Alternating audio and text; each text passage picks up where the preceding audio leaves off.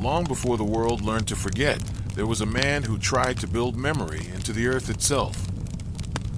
He was called Hongwu, a peasant who became an emperor, a ruler who dreamed of walls so vast they could hold back fear itself. But as the stones rose higher, he began to wonder what truly hides behind the walls we build, enemies, or our own hearts.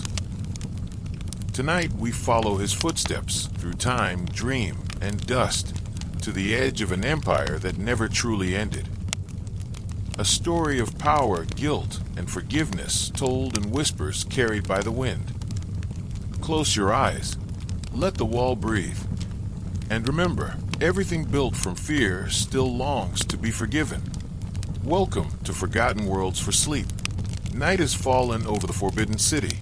The corridors of crimson lacquer seem endless, echoing softly with the steps of servants long gone. In the heart of the palace, Emperor Hongwu lies restless upon his jade bed. Fever burns behind his eyes, but it is not illness that keeps him awake. It is the sound. Somewhere beneath the floor, deep inside the stone foundations of his empire, he hears knocking. At first, it is faint, like the heartbeat of the earth. Then it grows into a rhythm, slow, deliberate, the sound of chisels striking granite.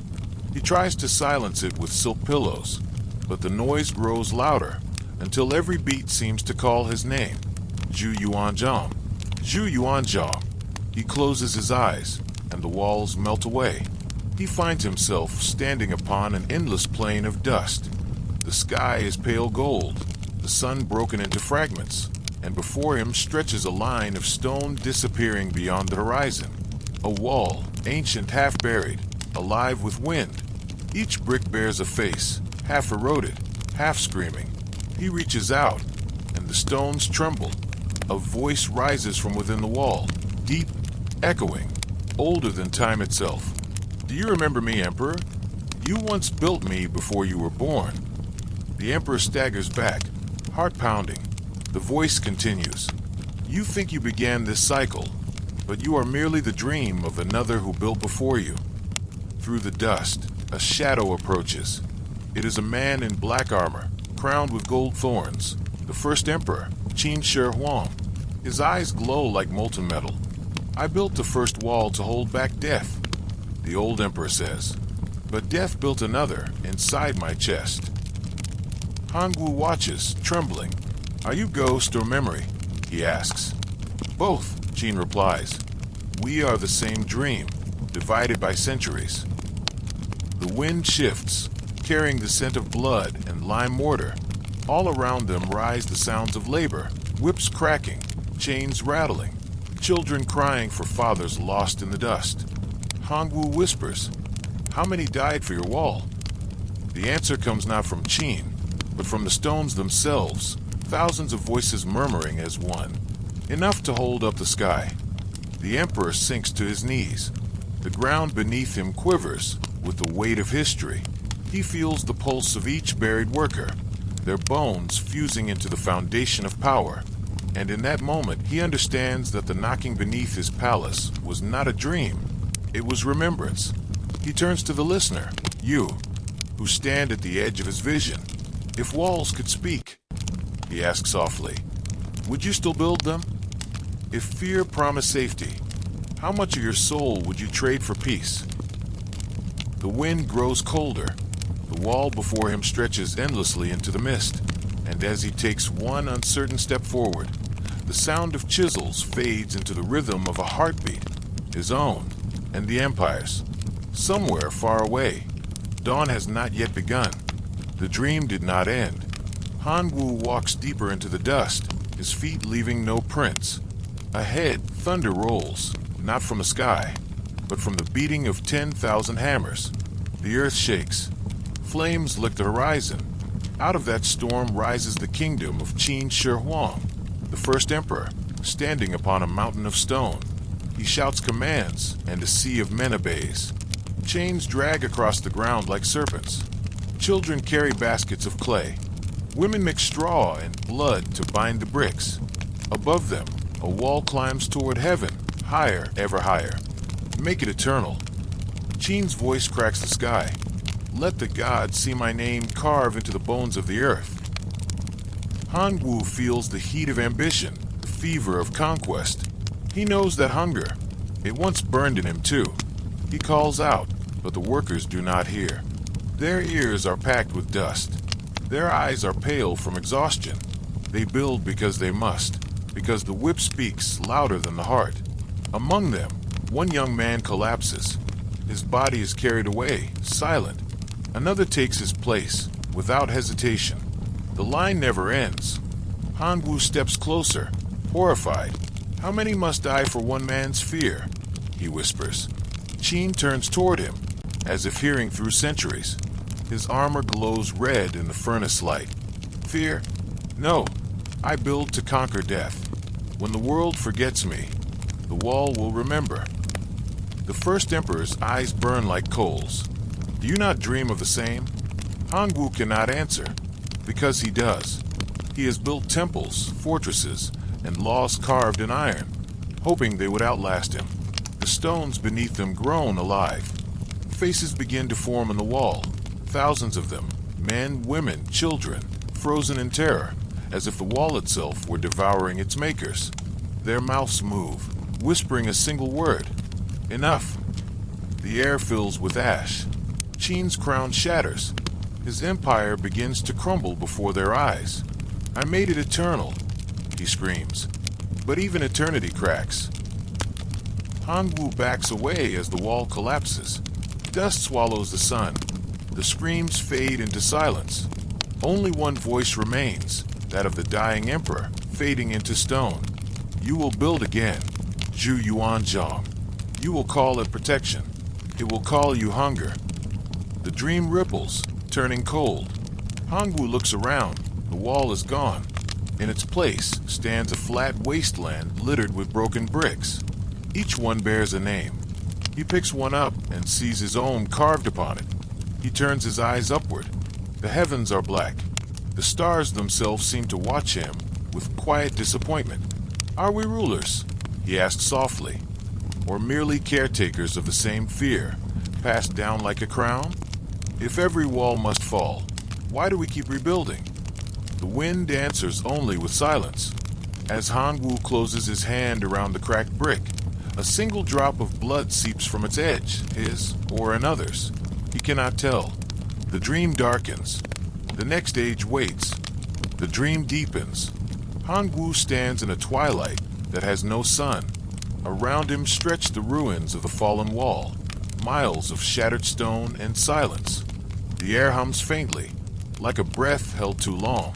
Dust swirls across the ground, gathering in shapes that flicker like memories.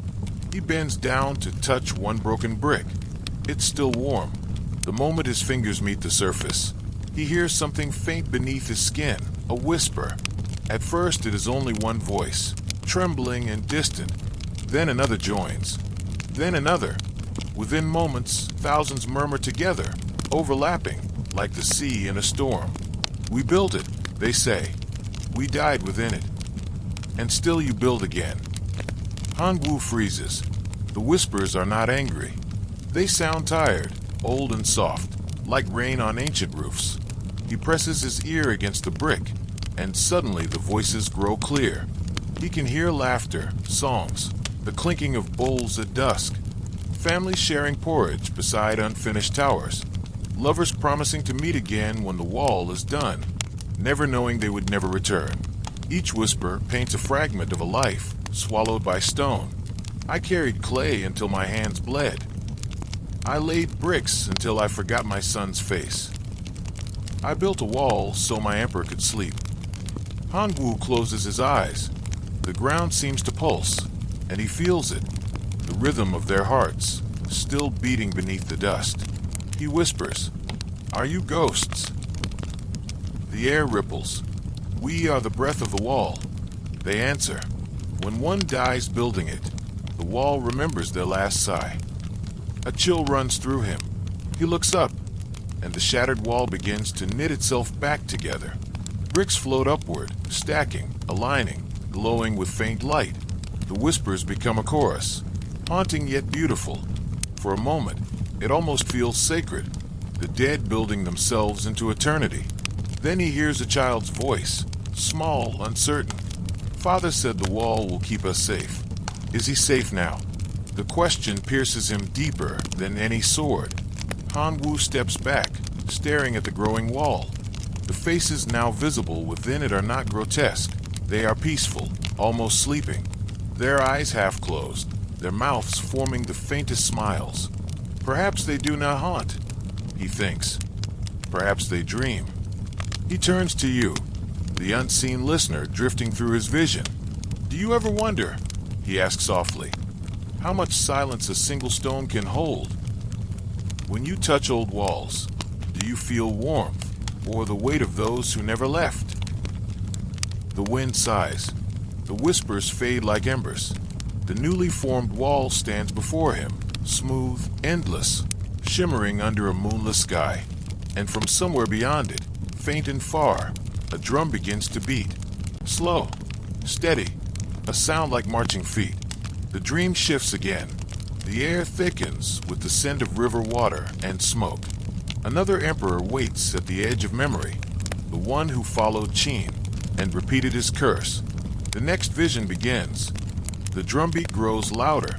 Its rhythm becomes the splash of water, the creak of wooden rafts, the groan of men pulling ropes under a burning sky. When Hongwu opens his eyes, he is no longer in the ruins of Qin. He stands upon the banks of a river, so wide it swallows the horizon. The air shimmers with heat, and the sound of hammers and chains fills the wind. Across the water, endless lines of laborers drag stones from muddy pits. Soldiers watch with spears ready, their faces hidden beneath bronze masks. This is not Qin's empire. It is the dynasty of Sui. Centuries later, yet the rhythm is the same. The Emperor Yangdi commands the building of canals to bind the nation, to move armies and grain from south to north. But what the court calls unity, the earth calls suffering. Hongwu walks among the workers. Mud coats their legs like armor, and every breath they take comes out as steam. Men collapse, and the water swallows them without a sound. Above them, banners ripple crimson against the white sky. Upon a raised pavilion, the Sui Emperor watches through silk curtains. His robes gleam like molten gold. Faster, Yangdi murmurs. The river must become a road before winter. A minister bows low. Your Majesty, the men die faster than they can dig. Then bring me more men, the Emperor replies, never looking up. The wind shifts, carrying the smell of lime, sweat, and rot. Hongwu feels a tightening in his chest. He knows this hunger, the dream of perfection that devours its dreamer. He steps forward, trying to speak, but the Sui Emperor does not see him. Dreams do not listen to the future. From the water's edge, a sound rises, not a scream, but a chant. Thousands of laborers murmuring in rhythm with the flow. It is not rebellion, it is prayer. May the canal carry our souls home. The chant becomes a wave of voices that echo through the valley. For a moment, even the emperor hesitates. The river seems to change direction, flowing not south or north, but inward, toward memory. Hongwu looks down and sees faces in the current, blurred, luminous, endless. He recognizes them, the same faces from Qin's wall. Their eyes open beneath the surface, as if the water itself remembers. Then the ground shakes. The canal collapses under its own ambition. Thousands vanish into the mud. The emperor's pavilion tilts, and silk curtains fall into the water like drowning ghosts. When silence returns, only ripples remain. Hongwu falls to his knees. Why do they never learn? He whispers. A voice answers, not divine, not human, but something in between. Because memory is a river, and every ruler believes he is building it for the first time. He looks up and sees Yangdi's crown floating past him, spinning gently in the current. The water carries it toward a horizon of fire. Hongwu stands, trembling. He knows now that this dream is not punishment, but inheritance. Each emperor, each builder, inherits the ghosts of the last. He is walking through the archive of human ambition, an empire built not of stone, but of repetition. The wind softens. The river fades into mist. From the fog, a voice calls to him, a woman's voice this time, calm and sorrowful. Do you still think walls can keep the world out, Emperor? Or do they only keep your own fears in? The mist parts, revealing the faint outline of a monastery rising where the canal once ran. Bells ring softly. The water now glows with lantern light. Monks drift by in small boats, reciting sutras for the dead. Their chants blend with the hum of water until the night itself begins to breathe. Hongwu watches them vanish downstream, one by one, until the last lantern disappears. Then, at last, the dream grows quiet again. But before he wakes, he hears a whisper from the unseen river. When you build your wall, remember the water beneath. The words linger like incense. He opens his eyes to the darkness of his chamber, the scent of wet stone in the air.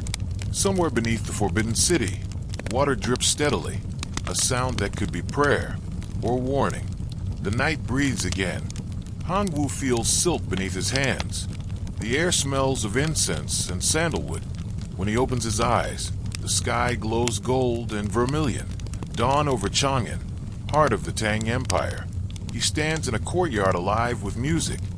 Foreign envoys bow before a young sovereign dressed in flowing robes of white and jade. Prince Li Shimin, not yet Emperor Taizo, listens as poets recite verses to the rhythm of flutes. Around him, the world seems to bloom with confidence. Let the gates remain open, the prince declares. When hearts are strong, walls are unnecessary. Laughter rises from the courtiers. The tone is gentle, but Hongwu feels the echo of danger inside those words. He walks unseen through the avenues. Merchants from Persia and India shout in a dozen tongues. Scholars debate beneath willow trees. Monks copy scriptures in light that filters through painted glass. The empire hums like a vast instrument, each string tuned to harmony. Hongwu feels awe and envy. How effortless it seems, this peace without fortresses, this faith in art and reason. Yet in the stillness he hears a faint hiss, as if cracks were already forming beneath the marble. At the palace balcony, the prince studies a map. Not walls, he says to his ministers, but bridges. Not fear, but fascination. They bow deeply. None dare ask what happens when fascination fades. Hongwu leans closer, whispering to the wind. Do you believe beauty can defend a kingdom, young prince? The wind answers by carrying the scent of ink and cherry blossoms. In that fragrance lies both promise and warning. Night returns suddenly. Candles flicker out. The palace dissolves into mist. Only one lantern remains, swinging from a scholar's hand. The man's face is thin, his eyes weary. We thought wisdom would save us, he tells Hongwu softly. But wisdom grows complacent when untested. He gestures toward the horizon, where fire now burns. Riders pour through mountain passes once thought safe. The same nomads who once feared the Great Wall now cross lands abandoned to peace. The scholar continues.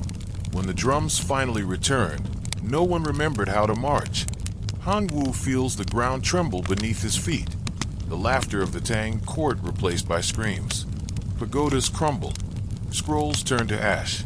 The river of civilization reverses its flow, dragging silk and gold into smoke. He turns to the prince, now older, battle-worn, his armor splattered with soot. The idealism in his eyes has hardened into sorrow. Perhaps I was wrong, Taizong admits. Perhaps a wall is not only stone, but memory. Without memory, even beauty decays. Hongwu lowers his gaze. And yet, he murmurs, memory alone cannot hold the flood. The world dims to shades of gray. The ruins of Chang'an stretch before him like a mirage, fading into desert. Out of the dust, the same whisper rises that has followed him through every age. Build again.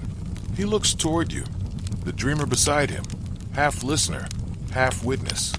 Would you build again, he asks, if you knew every stone demanded a heartbeat? Would you trade silence for safety? The wind sighs through the empty halls of history. Bells toll somewhere far away, not of mourning, but remembrance. As dawn returns, the prince's ghost bows once more before the emptiness of his city. Every empire believes it has learned, he says, until the next dream begins. The vision fades like smoke rising from incense. Hongwu stands alone again, surrounded by drifting ash that glitters like falling snow. He breathes in deeply, and the dream changes once more. The scent of salt fills the air. The sound of waves replaces the wind. The next memory stirs, a time of merchants, ships, and gold.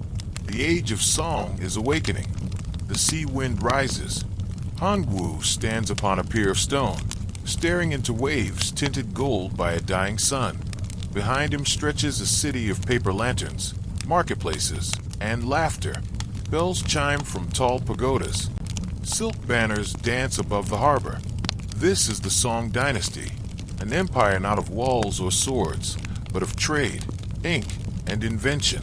Ships glide into port, heavy with porcelain, copper, and dreams. On their decks, sailors sing of distant kingdoms and quiet gods. To the west lies danger, the steppes, the riders, the endless wind.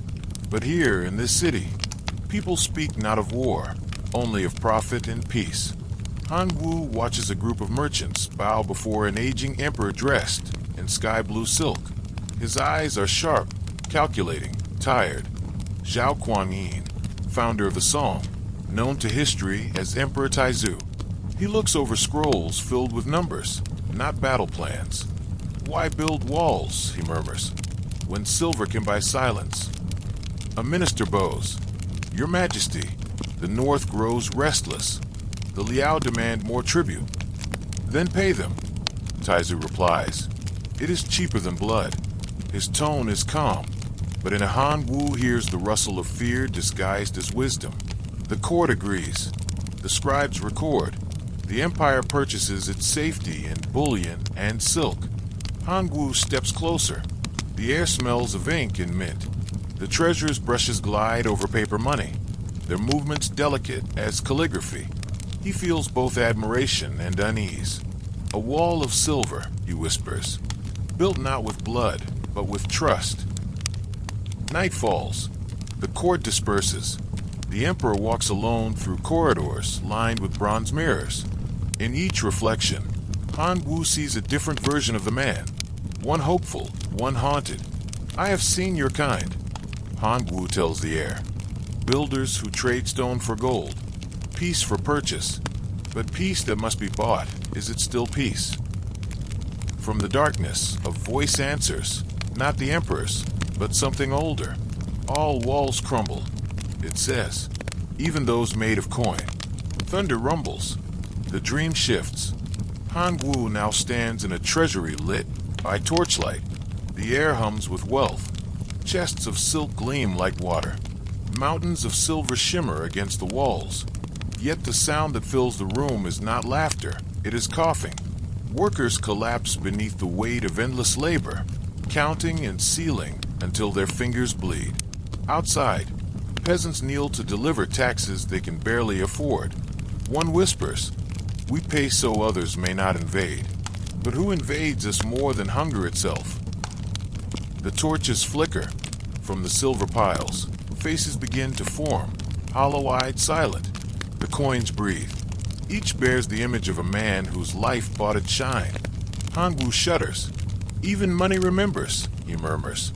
The silver begins to flow like mercury, rising, twisting, forming a single figure, the emperor himself, now made of metal, his face smooth and empty. He speaks with the echo of 1,000 coins striking the ground. They feared my weakness more than my strength, he says. But tell me, Emperor of later days, can fear be tamed by generosity? Hongwu hesitates. The figure's eyes gleam like mirrors. Generosity born of fear, Hongwu replies, is only tribute in disguise. The Silver Emperor smiles. Then build your walls again. Spend your people instead of your gold. In the end, all rulers pay, one way or another. The figure collapses into dust. The coins scatter, ringing softly. like rain upon a coffin lid. Hongwu stands alone once more, his reflection warped in every shining surface.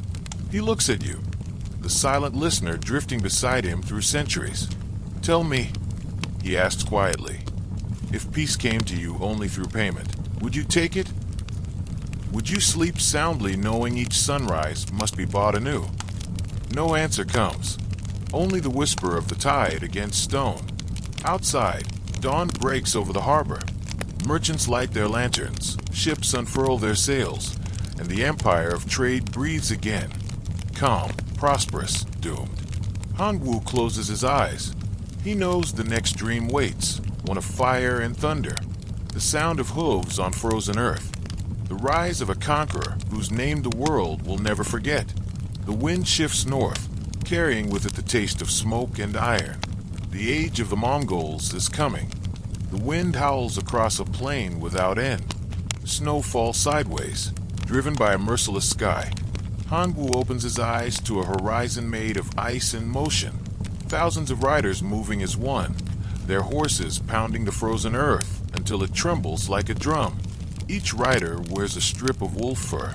Each carries a bow strung with sinew, a heart hardened by hunger. Above them, black banners snap like thunder, and at their head rides a single man, barely 40, yet older than the wind itself. Temujin, Genghis Khan. His eyes are not cruel.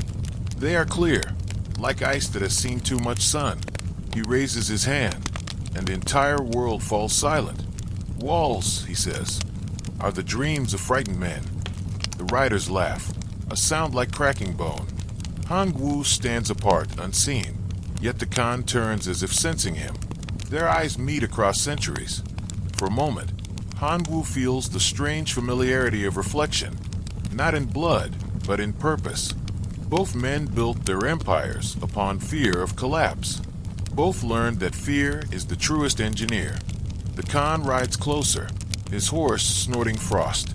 "I have no walls," he says, "and no home. The sky is my roof, the steppe my floor.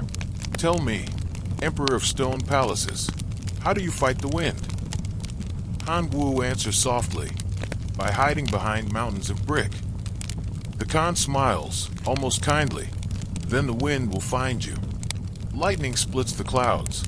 The riders vanish into motion again, an ocean of hooves, sweeping toward the south. The ground shudders beneath their charge. Hongwu follows, powerless, through villages consumed by flame. Cities fall like paper lanterns into the dark. He sees scholars clutching scrolls that burn faster than prayers. He sees walls crumble, towers swallowed by smoke, temples stripped of their gold. Everywhere, the same lesson repeats. Stone cannot stop what does not fear death. Among the ruins, Hongwu hears laughter, not mocking, but joyous, almost holy. The laughter of men who have no country to defend, no taxes to pay, no walls to maintain. For them, conquest is not greed. It is the only proof of existence. He turns to you, his unseen companion. "Do you think freedom looks like this?" he asks. "Or is this only another kind of cage, one built of endless horizons?" The wind answers with a whisper, half scream, half song. In the distance, a fortress burns. Its defenders fight until their arms give way, their blades dulling against armor made from stolen empire. From the highest tower, a single banner falls. The silk twists through smoke, glowing red like a wound. Then silence.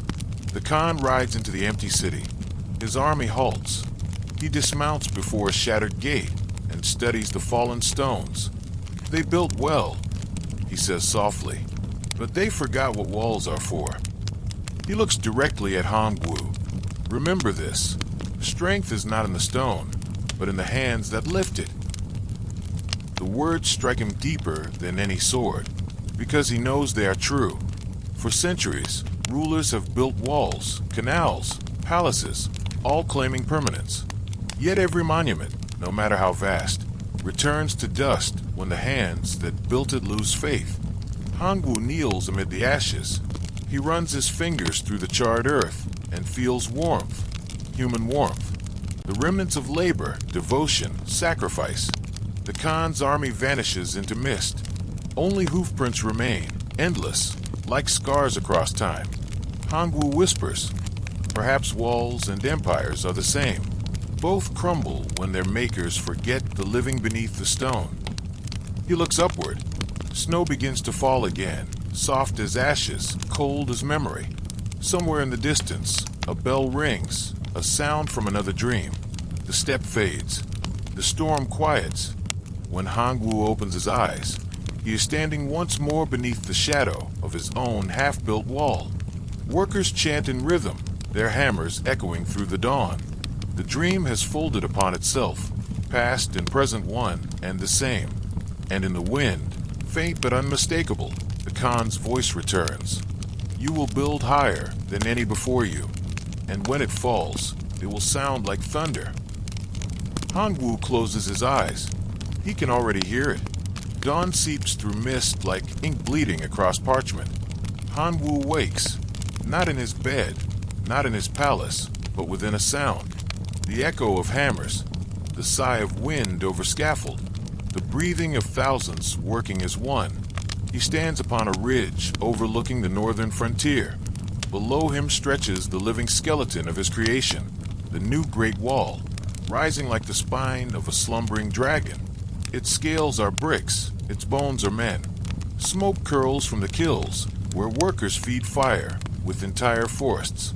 The scent of wet clay, sweat, and ash mingles in the air. Drums beat to mark the rhythm of labor, slow, relentless, eternal. Hongwu's cloak flutters in the wind. Around him, officials bow low. Your Majesty, says the Minister of Works, the foundation runs 300 li. When completed, it will bind the mountains to the sea. Hongwu nods, but his eyes are distant. And what will it bind within us? He murmurs. No one answers. Below, thousands of peasants strain beneath baskets of stone. Their shadows crawl up the mountainside like ants climbing a tomb. Some sing to keep the cold away. Others whisper prayers to ancestors whose bones lie buried under older walls. Each evening, the overseers count not bricks, but bodies. The number rises faster than the wall itself.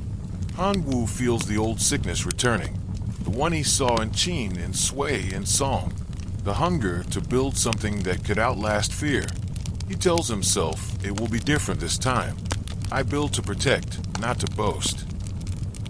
Yet the voice that answers from the wind sounds eerily familiar. So said they all. Night falls. The camps glow with firelight. From the distance, the wall gleams red, like a serpent coiling through the hills. It seems to breathe. Hongwu walks among the tents. He sees workers wrapping torn hands in rags. He sees the dead carried away in silence. And still, the hammers never stop. Why do they keep building? He asks softly. A mason looks up, his face gray with dust. Because the sun still rises, Your Majesty. The simplicity of the answer wounds him more than accusation ever could. Later, in his command tent, Hongwu spreads his maps across the table. The lines trace mountains, rivers, walls, his empire made visible. His fingers tremble as he realizes that every line, every mark, every fortress is written upon the backs of those he governs. He hears footsteps. A young soldier enters, salutes, and lays down a broken brick. It bears your seal, sire, the soldier says, but it cracked before firing. Hongwu turns the brick over. Indeed, the imperial stamp, his name, runs across the fracture like a wound. For a long moment, he says nothing. Then he whispers, so even my name breaks. The soldier bows, unsure if he should leave. Hongwu lifts the brick to his ear. The faintest hum emanates from it, like the breathing of a sleeping beast. Do you hear it? He asks the young man. Hear what, Majesty? The wall, Hongwu says. It's dreaming already. Outside, thunder rumbles across the plain. The wind carries the smell of snow. From his ridge, the Emperor watches lightning flash across the half-built ramparts. For an instant, the wall seems alive, its shadow rippling like the scales of a dragon awakening. In that light, Hongwu sees faces, Qin's soldiers, Sui's laborers, Song's merchants, Mongol riders, all swallowed into one endless body of stone. He grips the cracked brick until blood stains its edge. Perhaps the wall builds itself, he whispers. Perhaps we are only its hands. He turns toward you, the listener drifting beside him through centuries. His eyes are calm now, but no longer proud. Tell me, he asks quietly, if you could build something that outlived you, but it demanded 1,000 lives for every stone, would you still lay the first brick? The night gives no answer, only the slow breath of the dragon rising, brick by brick, soul by soul. When dawn comes again, the wind carries a new sound, not the rhythm of labor, but of prayer. Workers bow before the unfinished wall, their voices blending into a single chant. May our blood be remembered. The dragon stirs beneath the earth, listening. The night smells of clay and smoke. Hongwu walks alone, following the faint orange glow that flickers beyond the encampment. Each gust of wind carries heat and the soft hiss of flame devouring air. He comes to the great kilns, hundreds of them, lined across the valley like open mouths. Firelight spills from their throats, licking the darkness. The air hums, alive with the breath of industry and agony combined. Within each kiln, bricks glow red as blood. Workers move like shadows, faces streaked with soot. Some hum under their breath to keep from screaming. Others work in silence, eyes fixed on the fire. A foreman bows as Hongwu approaches. Your Majesty, the night batch will reach perfection by dawn. Perfection, the Emperor repeats softly, as if tasting the word for poison. He steps closer. The heat lashes against his face. Inside the kiln, he sees rows upon rows of bricks stamped with his name, Zhu Yuanzhang. Each one bears the imperial seal like a brand. He watches a man drop from exhaustion, falling into the fire's edge. The others do not stop. They drag him out, ashes clinging to his clothes, and keep feeding the flames. No pause, mutters the foreman. If the fire cools, the wall weakens. Hongwu kneels beside the kiln's rim. The flames shift color from orange to blue, then white, and beneath their roar, he hears something else, a whisper. At first it sounds like the crackling of wood, then it forms words, soft, sorrowful, countless. We are the mortar, we are the bond. You built us, so we might never leave. Hongwu stares into the heart of the kiln. Faces flicker within the firelight, men, women, children. Shadows moving inside the flame as if the clay remembers every touch. He feels his pulse quicken. Who are you, he whispers. You're builders. You're believers. You're ghosts. The voice is neither accusing nor kind. It simply is, old as the earth. Do you remember us, Emperor? I remember everyone, he replies. Then why do you build again? The question drifts through the heat, like smoke through silk. Hongwu cannot answer. He lifts one of the finished bricks from a cooling rack. It burns his palm, but he does not let go. The surface pulses faintly, almost as if breathing. Within it, faint etchings appear, names, prayers, fragments of lives burned into clay. A child's name, a widow's wish, a curse too faint to hear. He closes his eyes and listens. The whispers multiply until they form a song, slow, rhythmic, heavy with longing.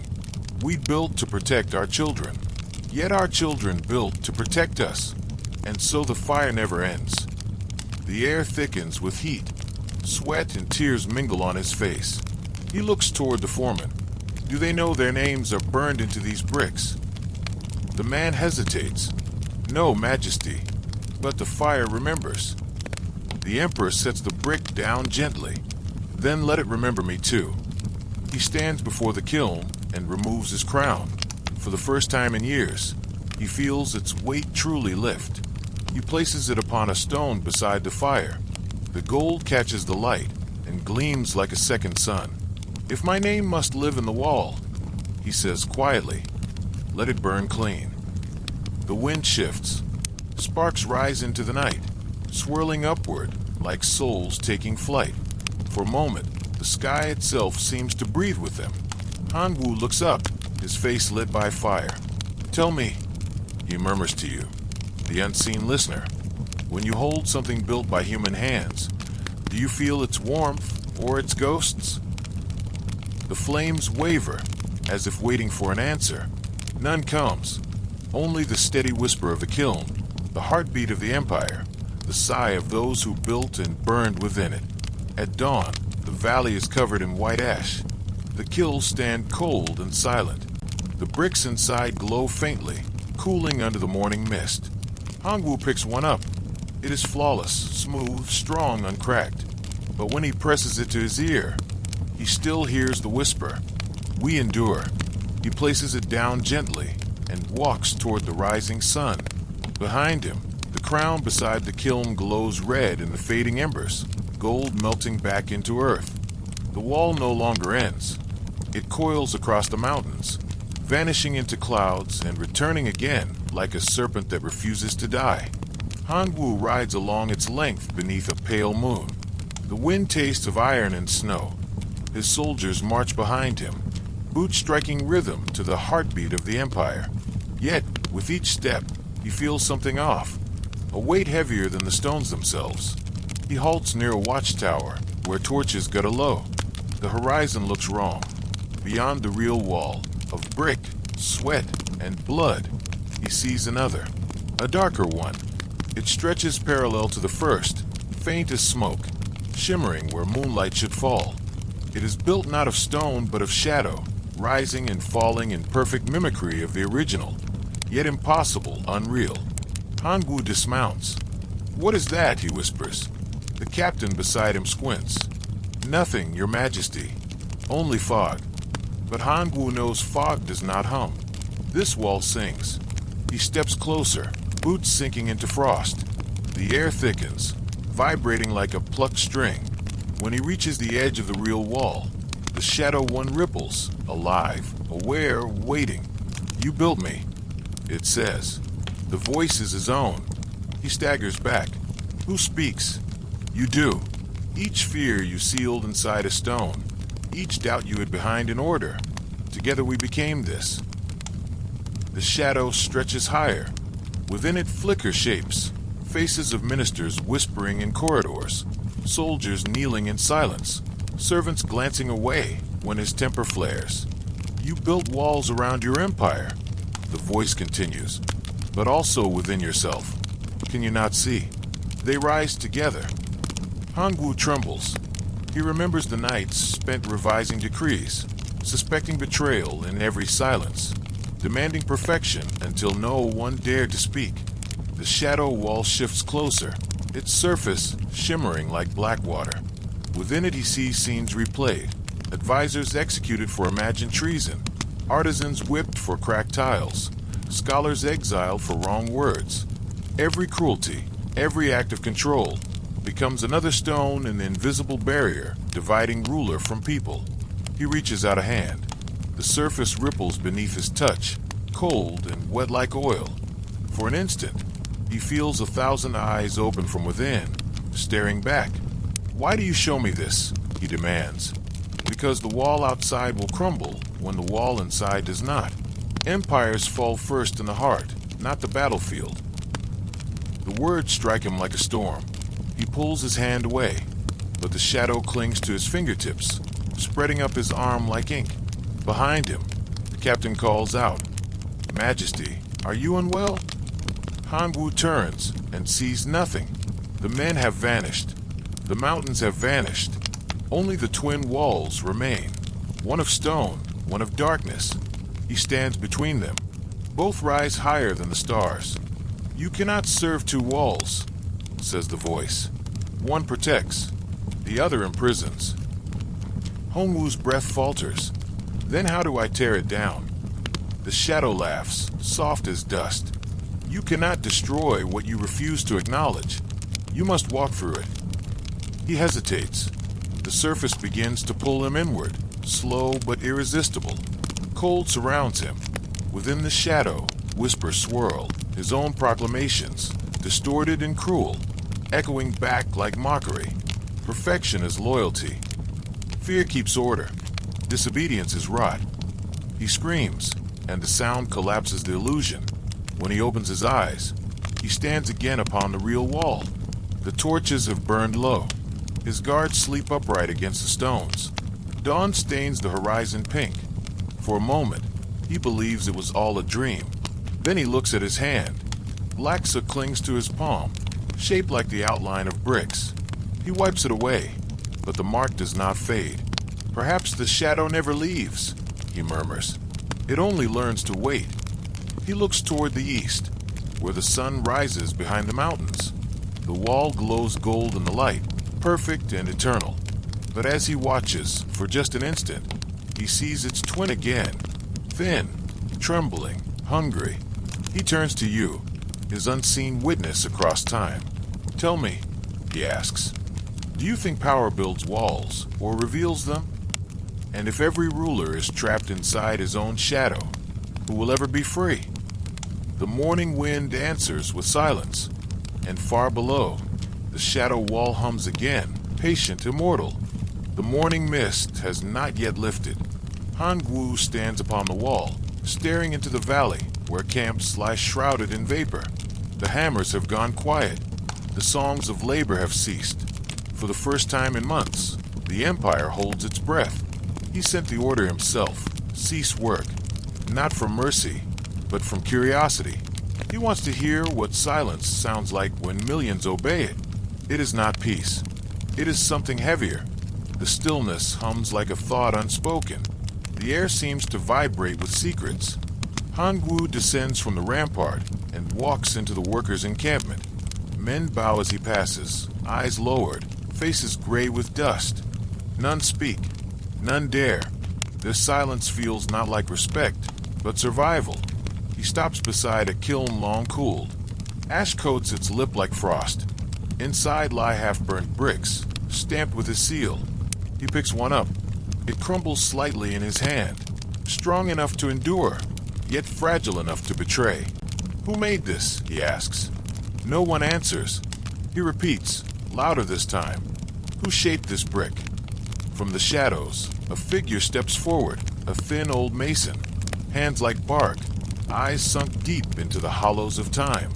He kneels slowly, voice barely audible. We all did, Majesty. Together. Then why is no one speaking? The old man hesitates, because speech breaks pattern, and the wall must never break. The Emperor studies him. Are you saying silence builds better than words?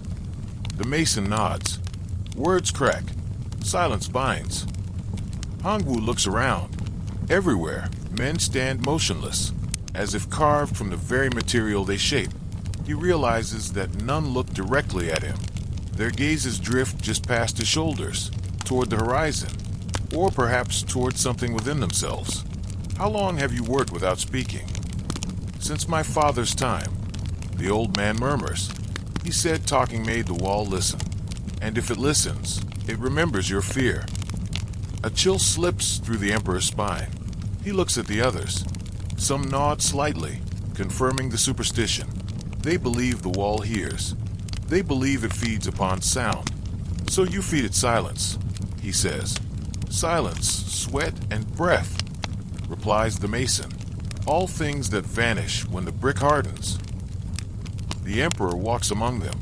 Each worker bows as he passes, not in reverence, but to avoid being the one who breaks the rule. Every heart beats like a muted drum. He feels suddenly surrounded, not by men, but by ghosts still alive. He stops beside a younger mason, a boy barely 16, his face unscarred by years of dust. Do you believe the wall listens? Hongwu asks him. The boy swallows hard. Yes, Majesty. And what does it say? The boy hesitates. Then, in a trembling whisper, it says, keep building. The Emperor closes his eyes. The words feel too familiar. He turns away and walks back to the ridge. The wall stretches endlessly before him, both a monument and a mirror. The silence of his labors follows him like an army made of breath. At the summit, he stops and looks down again. A thought rises in him like a fever. If silence builds, what does speech destroy? He says it aloud, and the question echoes off the stone, deep and resonant. Below, every worker freezes. For an instant, even the wind stops. Then, somewhere down the line, a single hammer strikes. One sound, then another, then another. Within moments, the valley awakens again. The hammers find rhythm. The drums resume. The silence collapses beneath the weight of necessity. Hongwu watches, heart torn between awe and terror. He whispers to you, the dreamer beside him. Do you hear it? The wall breathes again. It doesn't need their words. It only needs their obedience. He glances at his hands, one holding the broken brick, the other trembling. I wonder, he says softly, how much of me is already part of it? Behind him, the old mason bows once more, his face unreadable. Majesty, he says, the wall will stand long after words and kings are gone. That is why we do not speak. The emperor nods slowly. Then perhaps, he murmurs, you are its true architects. As dusk falls, the sound of hammers becomes a heartbeat once more. The valley glows red beneath the setting sun, and the shadow of the wall stretches across the land like a second night. Hongwu turns away, his voice barely a whisper lost to the wind. And so, silence builds eternity. It begins with a sound too deep to name. Not thunder, not earth, but something older, like the breath of stone remembering what it once was. Hongwu stands alone upon the rampart when he hears it, a low vibration, pulsing beneath his boots. The wall trembles, not from weakness, but from something alive within. He orders his guards to stay back and follows the sound down the slope, past the worker camps and the kilns now reduced to ash. The air grows colder, the soil darker, the smell of clay giving way to something metallic, something like blood. At the base of the wall lies an opening, a fissure half hidden behind collapsed scaffolding. No one had mentioned it before. Perhaps it wasn't there yesterday. The emperor lifts a torch. The flame bends inward, drawn by a draft from below. He steps inside.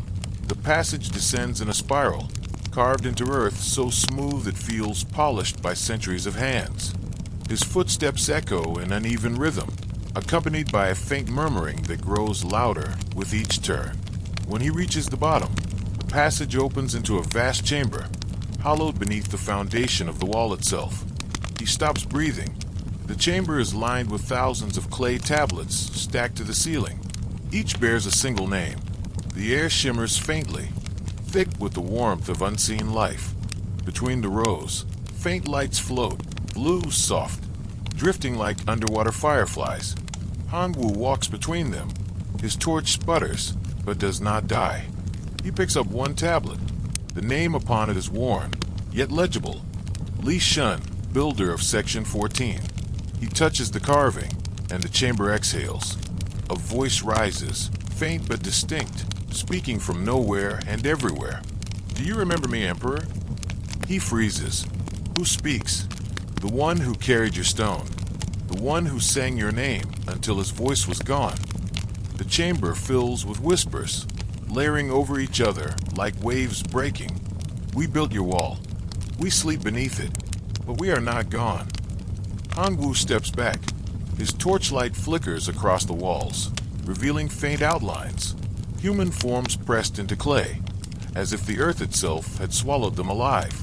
Their faces are calm, not pained, more like sleepers than corpses. He feels dizzy. Is this a tomb?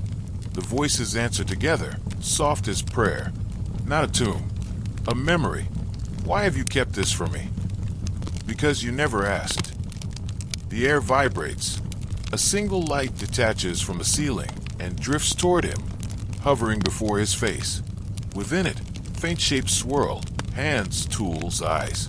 You fear betrayal, it says, but what you truly fear is silence ending. Hongwu's heart stumbles. I built to protect my people. Then why did you bury them first? The words strike like wind against flame. The torch wavers. The chamber glows brighter. pulsing in rhythm with his heartbeat. You built this wall to keep out ghosts, but ghosts built it for you. The voices whisper. You fear the north wind. We fear being forgotten, and so we built each other. The light touches his chest, cold, tender, almost kind. For the first time, Hongwu feels the weight of all who lived and died beneath him, not as subjects, but as voices sharing one body of stone. He whispers, "What do you want from me?"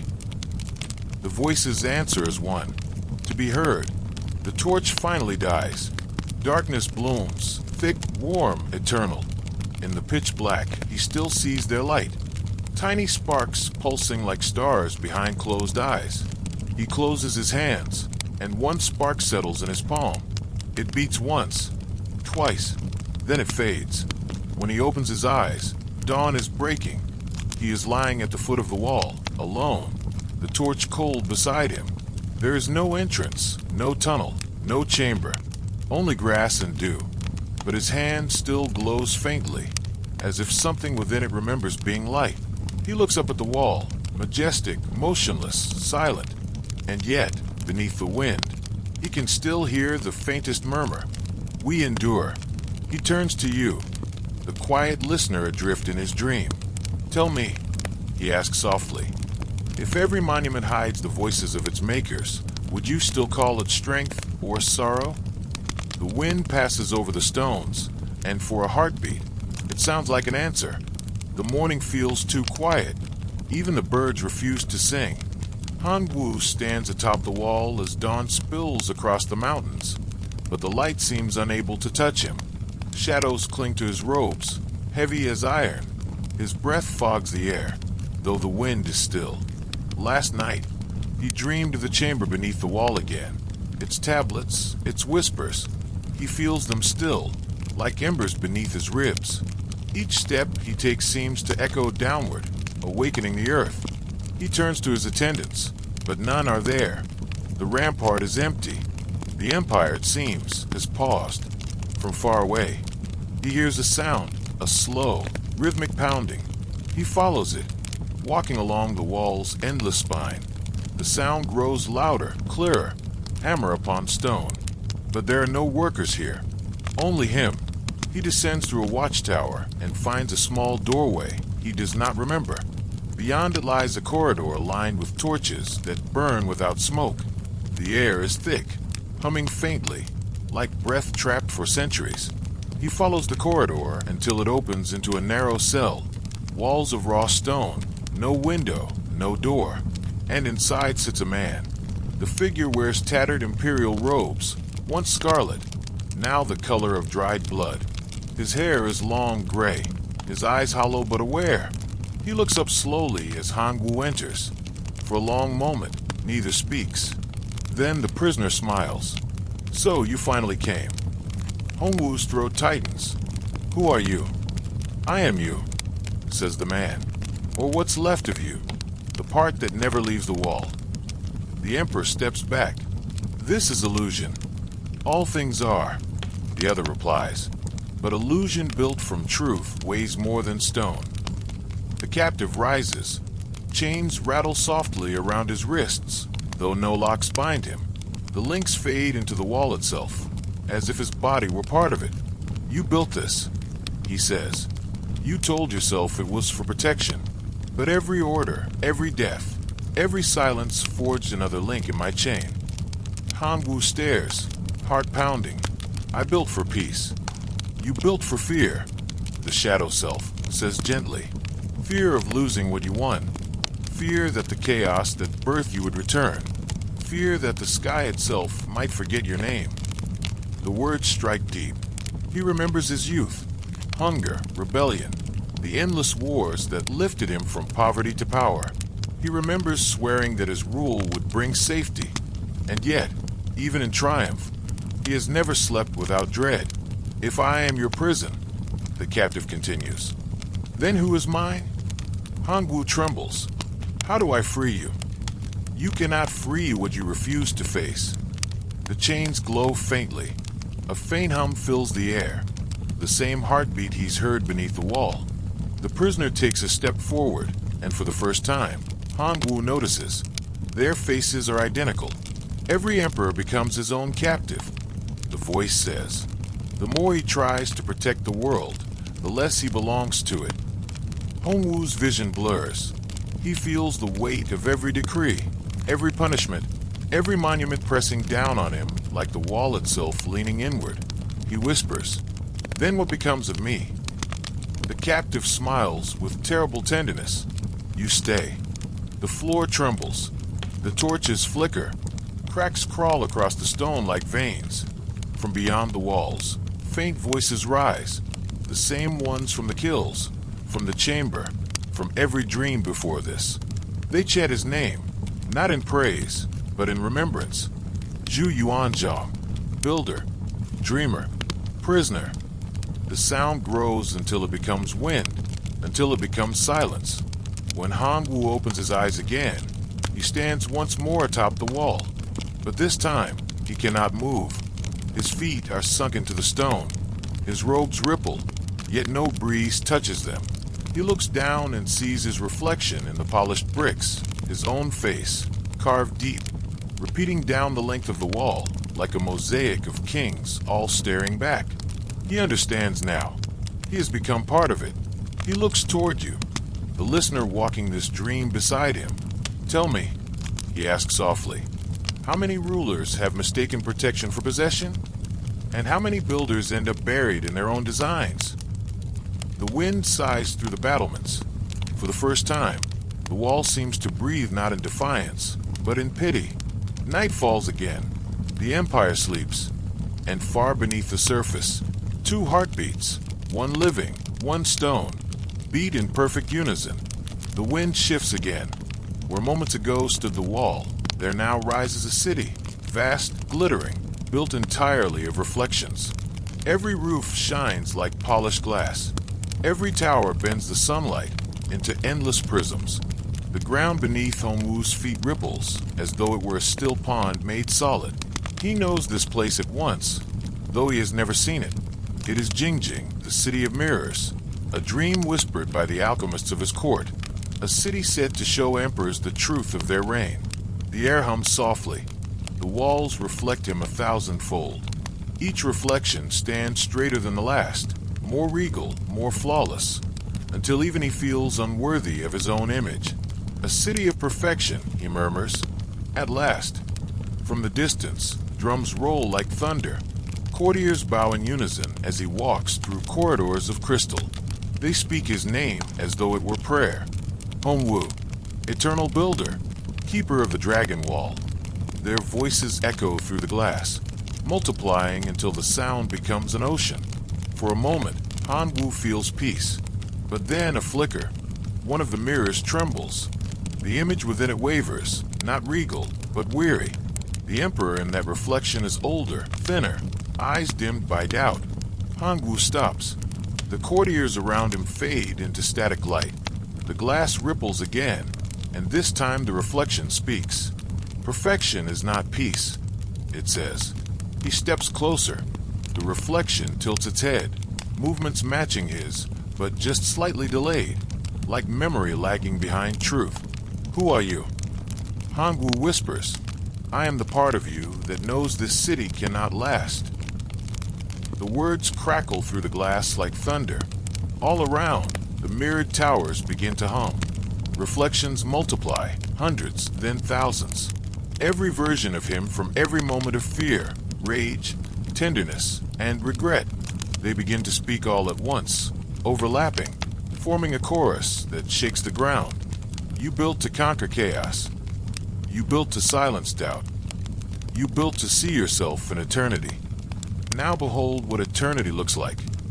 The floor shivers. Fine cracks spread through the crystal streets. The perfect reflections split into fragments. Hongwu shouts, no, hold. But the sound only multiplies his fear. Each echo becomes a hammer blow. Each word a fracture. The mirror city shatters.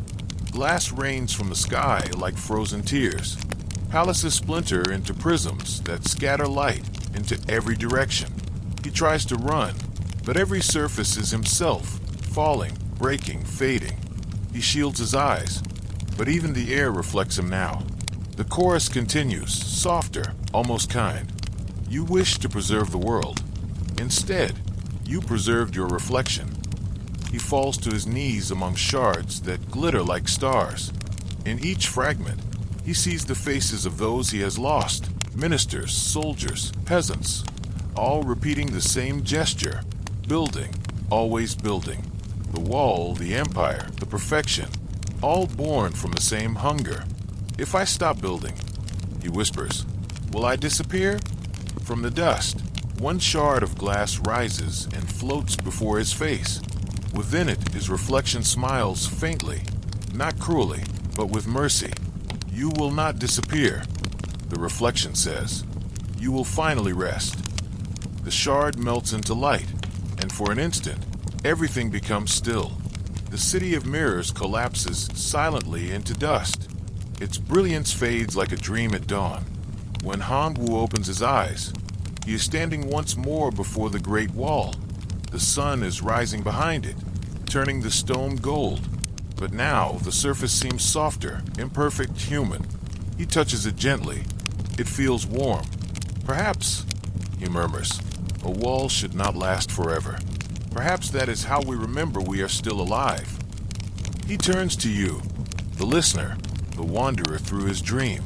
Tell me, he asks, voice low, when you look at your own reflection, do you see what you are, or what you wish to be? The wind answers with the faintest sigh, carrying the glitter of broken glass into the dawn. And somewhere beneath the wall, the chamber hums again, a reminder that even ruins remember. The sun is red and swollen, heavy as an old wound. Hongwu walks through a desert that has no beginning and no end. The ground beneath his feet is powdered stone, ground so fine it whispers with every step. Far in the distance, he sees movement, not wind, not mirage. Shapes seated around a circular table carved from a single slab of obsidian. As he approaches, he knows their faces before he sees them. The first emperor of Qin, his eyes fierce as obsidian flame. The emperor of Sui, pale and weary, hands still raw from building canals. Tang Taizong, robed in silk embroidered with ash. And Zhao Kuangyin of Song, the merchant king, a scroll of silver clutched in his hand. They are waiting for him. Hongwu hesitates. Am I dead? The first emperor laughs, a deep, metallic sound that seems to come from the bones of the earth. No, you are dreaming the truth. They gesture for him to sit. He does. The table before them bears no food, only dust. Yet each man moves as if tasting the memory of wine. For a time, none speak. The silence between them feels ancient, like stone worn smooth by eternity. Then Qin breaks it. I built to defeat death, he says, but death built me stronger. Sui nods slowly. I built rivers to bind the land. They became graves. Tang's eyes are softer. I built roads for poets and merchants. I thought beauty would keep us safe. Song smiles faintly. I built treaties, not walls. I thought peace could be purchased. They all look at Hongwu. He feels the question before it is asked. And you? Tang asks gently. What did you build? Hongwu lowers his gaze. A wall of fear. I called it protection. The desert wind stirs. The air smells faintly of clay, fire, and regret. Qin leans forward, his armor glinting dull gold. We all built from fear, he says. Fear is the architect of every empire. It makes us gods, then grinds us into sand. Song unfurls his silver scroll. The ink upon it has faded, leaving only smudged lines. Trade routes, once vibrant, now erased. We thought we could outwit the wind, he murmurs. But gold cannot bribe time. Sui stares at his own hands. Even rivers run dry. The people follow the water, not the crown. Tang looks skyward, and when beauty fades, even poets forget the empire that fed them. The wind picks up. Sand drifts across the table, half burying the symbols etched there, dragons, suns, and words that no longer have meaning. Hongwu whispers, then why do we keep building? No one answers. The question settles, like dust upon their faces. Finally, Qin smiles, because the act of building is the only prayer we know. Sui nods. We raise walls the way others raise hands, begging the heavens to see us. Tang's voice is almost tender. To build is to hope, and hope is the only rebellion against decay. Song chuckles, though his eyes glisten. We build because silence frightens us more than ruin. The wind howls louder, erasing their footprints, their faces, their words. Hongwu watches as their bodies begin to dissolve into the storm, turning to sand, to memory. He reaches out. Wait, what happens to us when even memory fades? Tang's voice drifts on the wind. Then we become the dust that future emperors breathe. The table cracks down the middle, splitting the sky. The desert collapses into itself, and Hongwu falls, weightless, tumbling through centuries. As he falls, he sees their faces again, each emperor turning into dust, swirling upward like a golden storm. The grains of sand form the outline of the Great Wall itself, endless, circular, eternal. And beneath the roaring of the wind, he hears their final whisper. Build if you must, but remember, the dust remembers too. He lands upon hard earth. The world stills. When he opens his eyes, he is kneeling before the unfinished section of his wall. His hands are covered in sand, but when he wipes them clean, he finds the same fine dust in his breath, his sleeves, his heart. He looks at you, his silent companion through this endless dream. Tell me, he asks, when your works have turned to dust, will you mourn them, or thank the wind for setting them free? The wind answers by carrying the last of the sand into the sunrise, and the desert sleeps again. The night has swallowed the mountains again. Only the sound of chisels remains, soft, steady, patient. Hongwu follows that sound through mist thick as smoke. He cannot see his own hands, only the faint glow ahead, the ember of a single lantern. He approaches cautiously. The light reveals a man sitting upon a low stone, a scroll spread across his knees. His robe is gray, his hair silver white, yet his back is straight, his eyes alive with impossible calm. At first, Hongwu takes him for an old scholar, but as the man lifts his head, something in his face shifts. Each blink shows a different age, a different era. For a heartbeat, he is young, then ancient, then ageless. You have come far, the man says. His voice sounds like wind moving through hollows in the earth. Hongwu bows slightly. Who are you? The one you've sought without knowing. The one who builds when emperors sleep. The emperor studies him. You're the master architect. The man smiles faintly. I am the memory of architects. The whisper in the hand that lays the first stone. The thought that says, perhaps this time it will last. He gestures to the scroll before him. Lines twist and overlap. Mountains, rivers, towers, walls. But as Hongwu looks closer, he realizes the design moves, alive, reshaping itself. Every empire writes upon the same blueprint, the architect says. Different names, same pattern. Rise, fear, build, fall. The design never changes. Only the handwriting does. Hongwu feels the chill crawl through his chest. Then what of mine? The architect turns the scroll toward him. There, ink still wet. He sees the outline of his own wall, the Great Wall of the Ming. But it is not just the wall. It is the skeleton of his entire reign, his decrees, his purges, his dreams, his sleepless nights. Each line throbs faintly, like a pulse. This, says the architect, is the body you've built. Tell me, Emperor, what do you think lives inside it? Hongwu leans closer. He sees faces woven into the ink.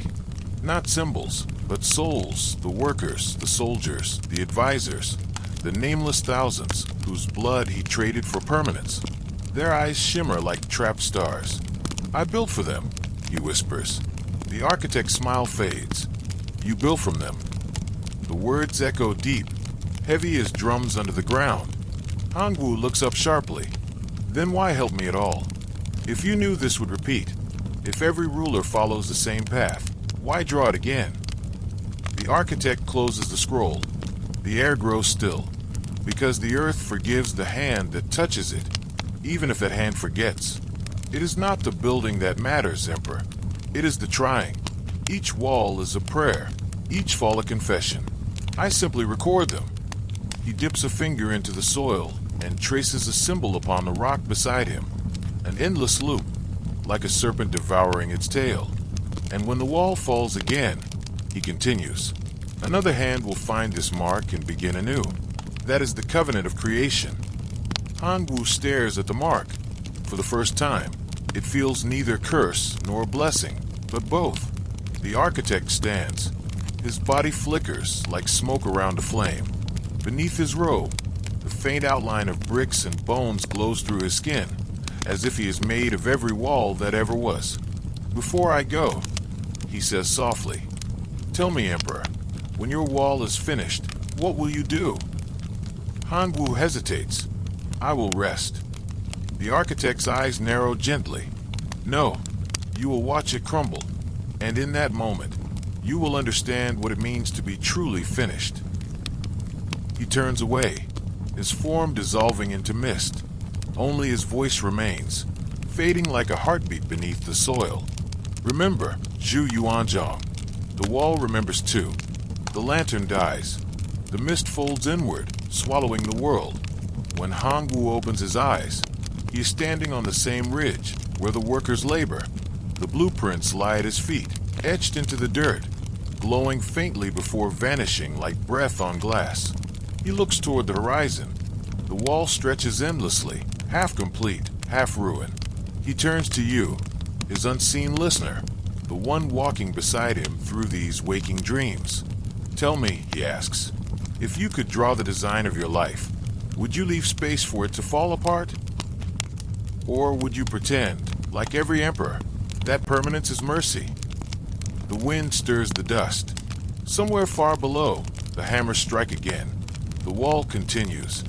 The wind carries salt now. Each breath burns faintly on Hongwu's tongue as he follows the wall eastward, where stone meets tide.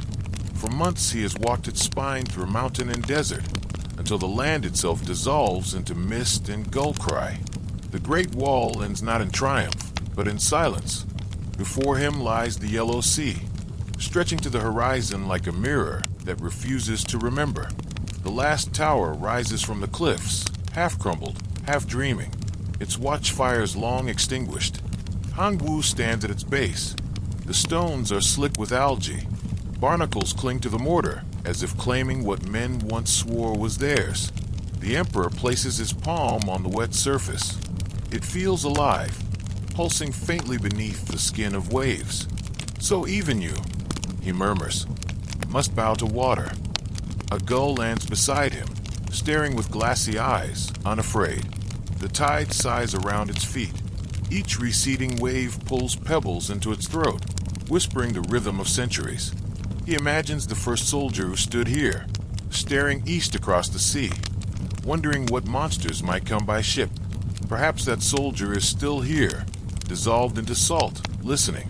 Hongwu climbs the narrow stairs of the ruined tower. From the top, the view is endless. No borders, no battlements, only blue upon blue. The wall behind him snakes westward like a dying dragon, its scales fading into haze. Ahead, nothing but the breathing of the ocean. A memory stirs. He recalls the architect's words. When the wall is finished, you will watch it crumble. But here, it is not crumbling. It is being forgotten. Waves strike the base of the tower. Spray climbs higher with each breath of the wind. Centuries from now, he knows, the sea will eat this place entirely. The mortar will soften. The stones will roll down into the surf and vanish. For the first time, that thought does not frighten him. He kneels, scooping a handful of seawater. It glitters in his palm like liquid glass. Beneath its surface, grains of sand glint. Dust from mountains, dust from bones, dust from dreams. You carried them all, he whispers. Every wall, every man. The sea answers with another wave, larger this time. It crashes against the cliff, spraying him head to toe. The cold shocks his heart awake. He laughs quietly, an old sound, small against the roar. Then you, old sea, are the final emperor. He closes his eyes and listens. The tide speaks in languages older than kingdoms. A hiss for the rise of dynasties, a murmur for their decline, a deep, steady pulse for the heartbeat of the world that endures. When he opens his eyes, the sky has turned copper. The sun sinks into the water, leaving a river of fire that reaches toward his feet. For a moment, he imagines walking across it, following the light into the horizon where history ends. Behind him, the stones begin to blur. Sea mist rises, swallowing the outlines of the wall until only its shadow remains, an uneven line of darker gray against twilight. He realizes the truth. The wall was never meant to stop enemies. It was meant to teach men where their reach ends. He speaks softly, almost to himself. We built against fear of what comes from beyond, but fear was always inside the builder. The gulls cry. The tide climbs higher. Hongwu takes off his crown and sets it upon the parapet. The bronze glows briefly in the last light, then dulls as spray kisses it. "Let the sea have it," he says. "It has waited longer than I." He descends the tower slowly. At the base, he finds a single crack in the rock where fresh water seeps out to meet the salt. The two mingle quietly, river and ocean, memory and oblivion. He kneels and dips his hand into the seam. The chill runs through him, not pain but release. "Perhaps," he whispers, "the end of a wall is where it learns to become a river." The wind carries his words away. When he looks back once more, the tower is gone, folded into fog, into sea, into the forgetting. He walks west again, following the invisible line that once divided safety from the unknown. The waves follow at his heels, erasing his footprints as he goes. The sea fades behind him. Hongwu walks west again, through mist and field, where the scent of salt gives way to the smell of earth after rain.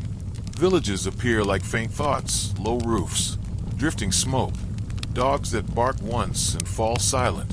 No soldiers, no banners, only the hum of cicadas and the slow rhythm of life rebuilding itself in the shadow of stone.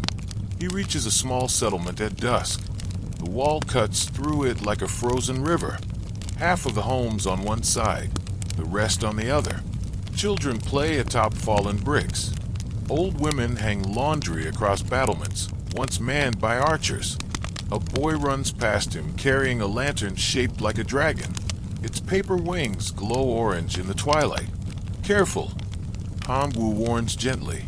"The wind might eat your fire." The boy grins. "It won't. The wall protects us." Then he darts away, vanishing into laughter. The Emperor smiles faintly, though the words linger like a bruise. The wall protects us. He continues walking until he finds an old man sitting beside a kiln, feeding it twigs. The glow paints his face in strokes of copper and smoke. "Evening, traveler," the old man says without looking up. "You've come to see the wall." Hongwu nods. "Or what's left of it." The old man chuckles. "What's left is what's meant to stay. The rest went back to the ground, like everything else." He stirs the embers with a stick. Sparks rise and vanish.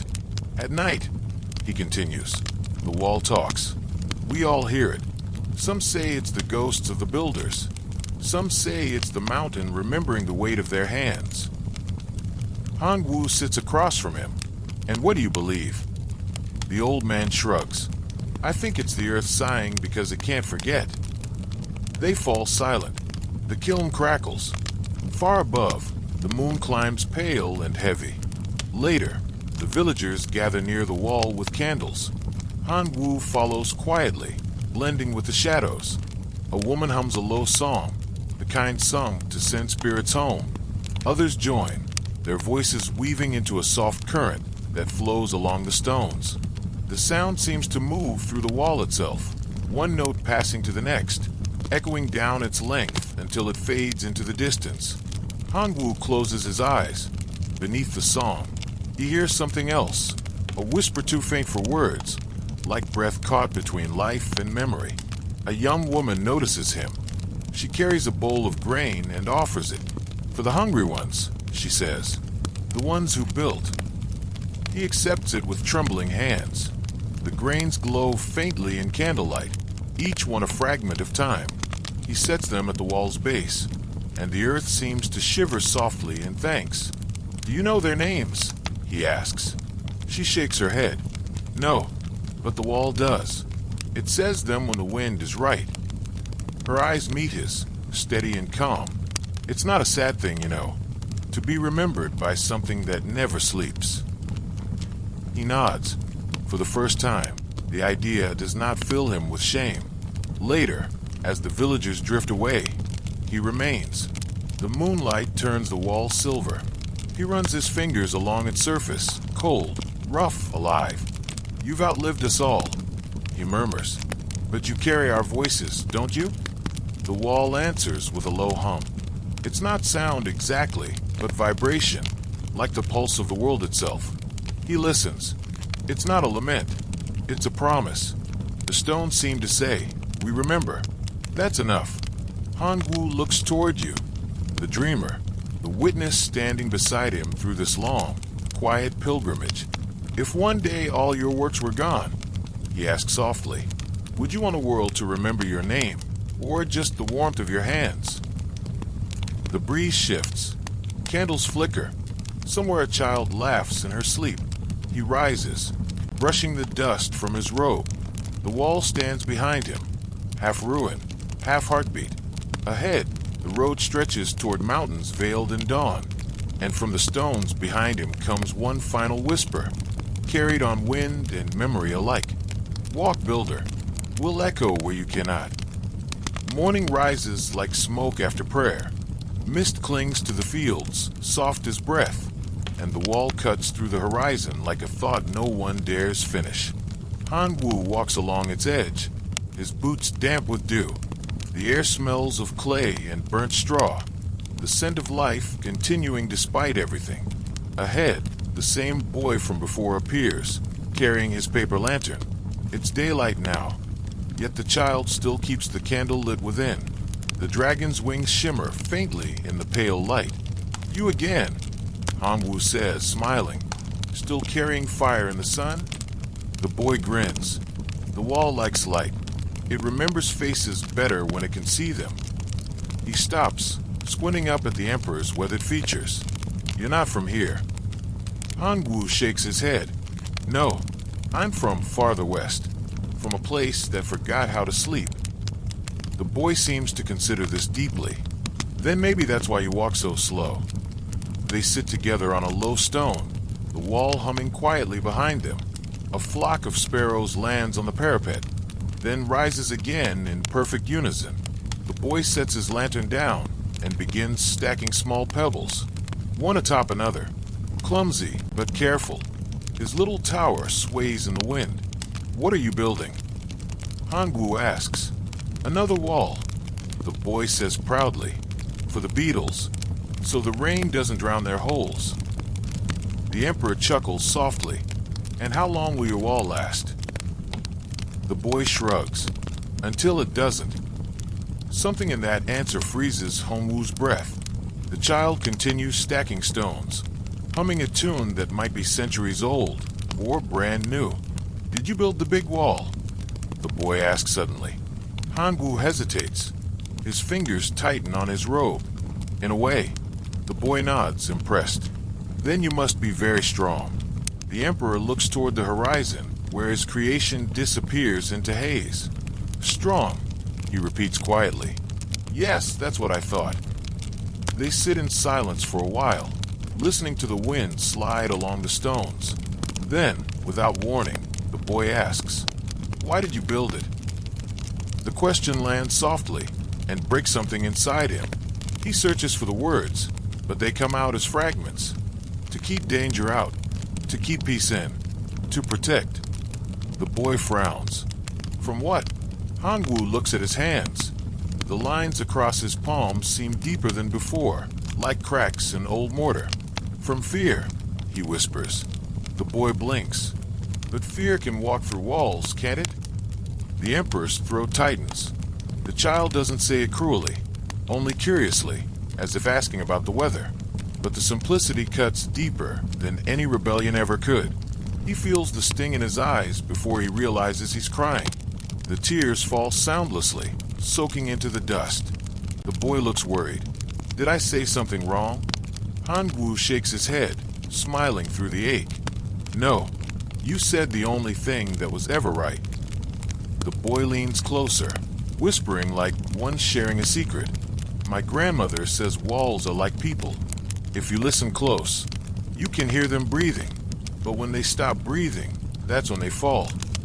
He places one more pebble on his little wall, then blows gently to test it. It holds. See, it's breathing. The Emperor nods. His voice is hoarse. Yes, it's alive. The boy beams. Then maybe yours is too. He stands, brushing dust from his knees, and picks up the lantern. I have to go before my fire dies. Hongwu watches him walk away, a small figure carrying light through a world built from shadow. When the boy disappears behind a bend of stone, the Emperor bows his head.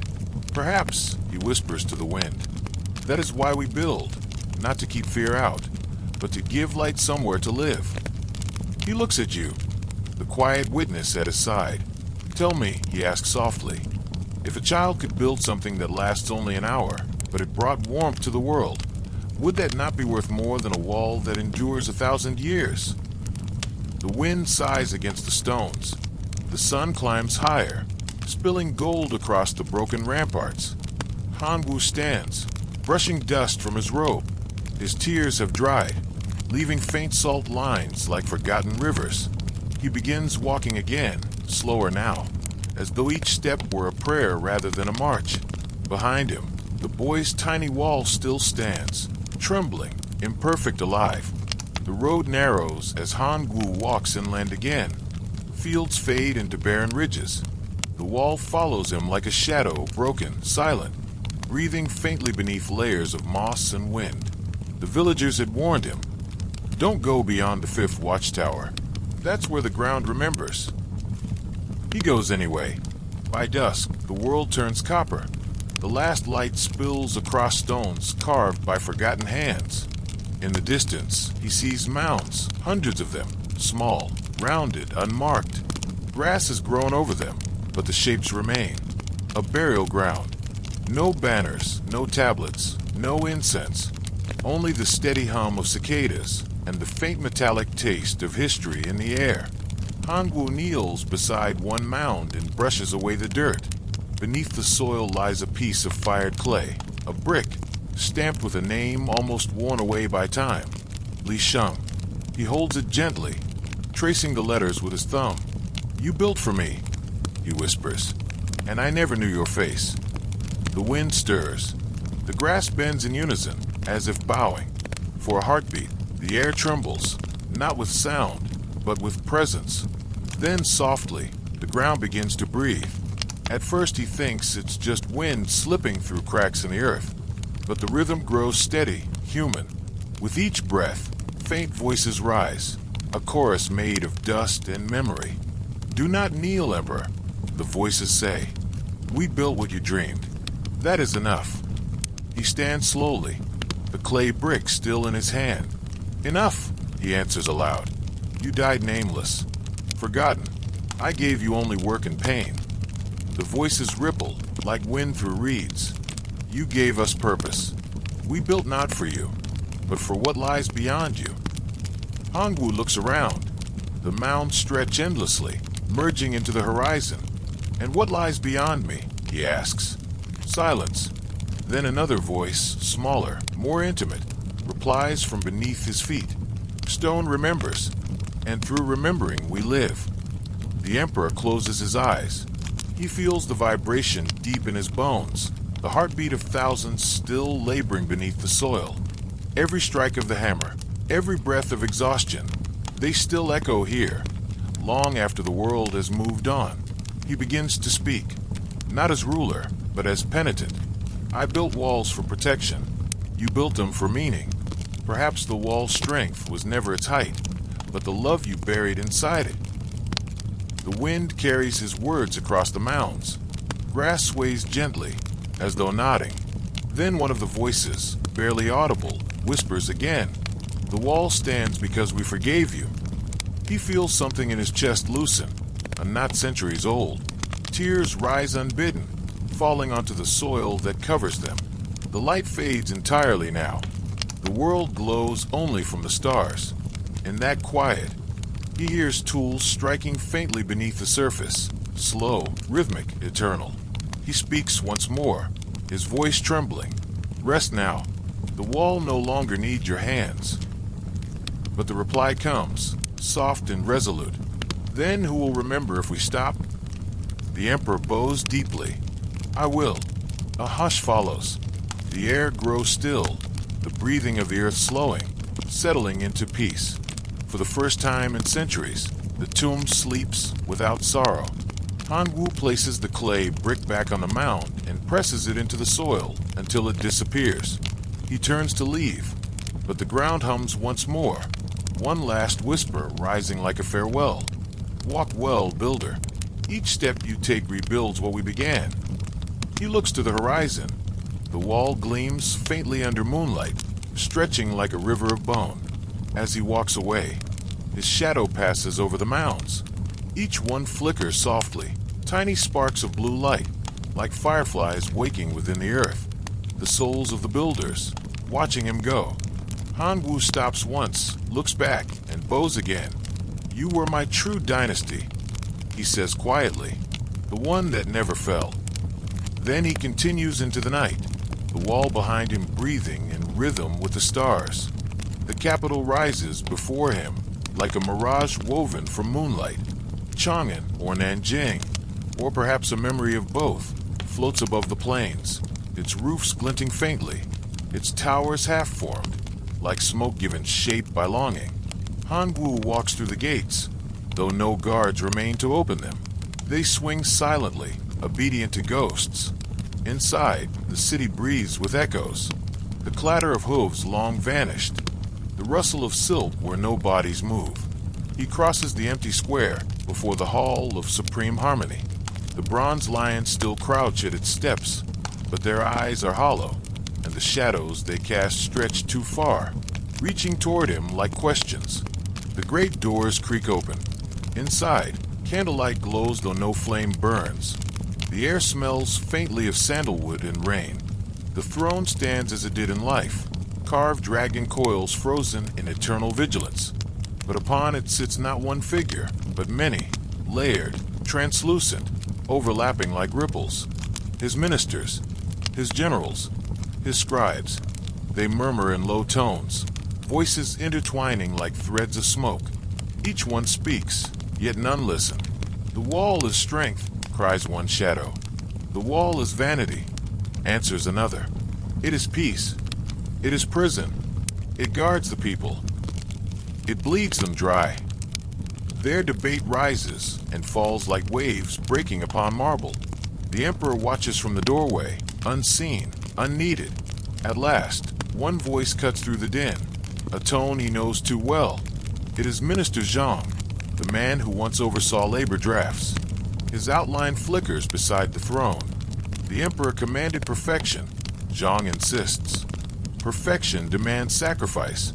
Another shadow, the Grand Historian, answers him. Perfection is a lie. No wall can outlast the people it consumes. Zhang's voice sharpens, and yet the Emperor's name endures, while ours are dust. Tell me, then, whose philosophy won? A silence follows. The air thickens with regret. Hongwu steps forward. None of ours, he says quietly. Every head turns. The ghosts kneel, not out of obedience, but habit. Their faces glow faintly, not with reverence, but relief. Majesty, says the Grand Historian. We have argued for centuries and found no verdict. Tell us, was the wall salvation or folly? Hongwu looks around the hall.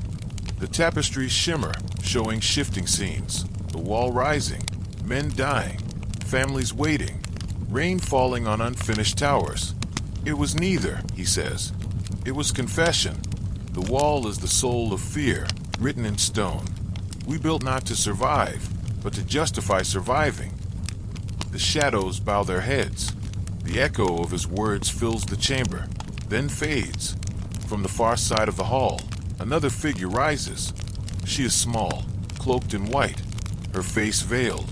Her voice trembles with memory. Then why, Majesty, did you never stop us? He falters. Because I believed fear could be mastered through order. Because I mistook obedience for peace. The woman lifts her veil.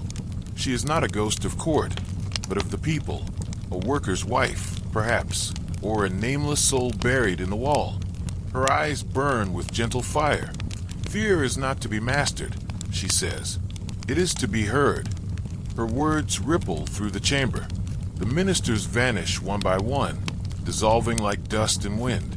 Only the throne remains, empty, lit by a single beam of moonlight. Hongwu walks to it, tracing the dragons carved into its arms. He sits, not as ruler, but as penitent. His crown lies heavy, though it weighs nothing. From somewhere beyond the roof, thunder murmurs. The wall, far away, exhales in its sleep. What remains of empire? He says softly. When the voices are gone, a whisper answers him, not from the hall, but from within himself. Memory and mercy. He looks up. The veiled woman has become light itself, dissolving into air.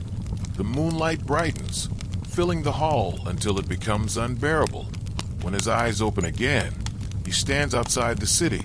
Behind him, the court is gone. Before him, the wall gleams faintly under dawn's first light. He feels lighter. The voices have stilled. Only his heartbeat remains, and the low, eternal hum of stone remembering what men forget. He looks at you, the unseen listener who has followed him this far. Tell me, he asks quietly, if the walls of your life could speak, would they praise your strength or forgive your fear? The wind carries the question away. The court of shadows sleeps at last. The road has circled back. The mountains rise again, dry and pale as bones. The air carries that familiar scent of dust and iron, the breath of unfinished work. Hongwu walks alone until he reaches the place where it all began. The first foundation of the Great Wall, half buried in earth, half defiant against the wind. A single stone platform waits there, untouched by time, and resting upon it, one brick. It is simple, unadorned, the color of dried blood. The workers had left it there centuries ago. The final piece meant to seal the first section ever built. He approaches slowly. His reflection glints faintly on its smooth surface.